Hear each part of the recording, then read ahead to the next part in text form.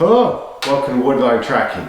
Today we're going to go over combat multipliers because it's a thing that a lot of people talk about, but very few people have designated what a combat multiplier is to them.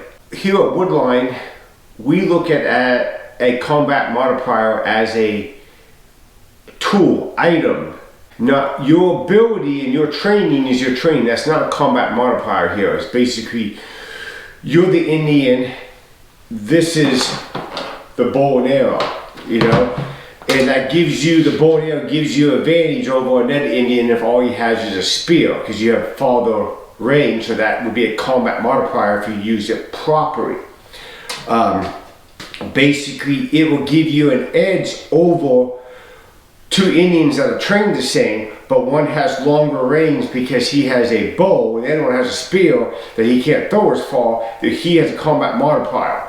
So in essence, it'll give you an edge over an equal or maybe a little bit better trained person if used properly.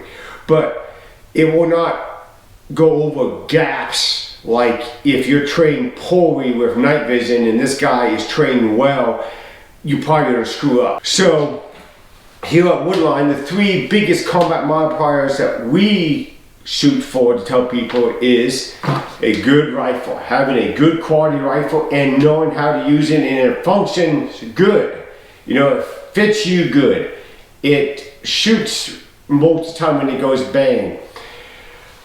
Is probably the biggest combat multiplier. Then having a good optic, whatever it can be, red dot, egg hog, whatever, that is good quality that you can use effectively, especially at night. Like a red dot gives you a big advantage at night, seeing, putting the red dot on your target at night. Also, if you have bad eyesight, you get older, it helps you line the target up better with the red dot over the iron sights. So them two, and then night vision. Night vision, we believe, is a huge combat multiplier if used properly, like a PPS 14.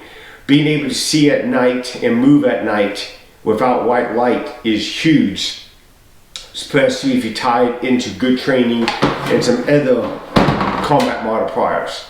So I urge you to come up with your combat multipliers, become effective with them, use them when they're properly used, and work on your training.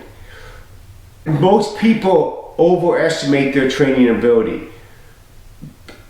And again, if you're truly preparing for something, whatever God has you prepared for, you probably need to take that seriously and train up for it, and become good at whatever that is, and use the multipliers properly.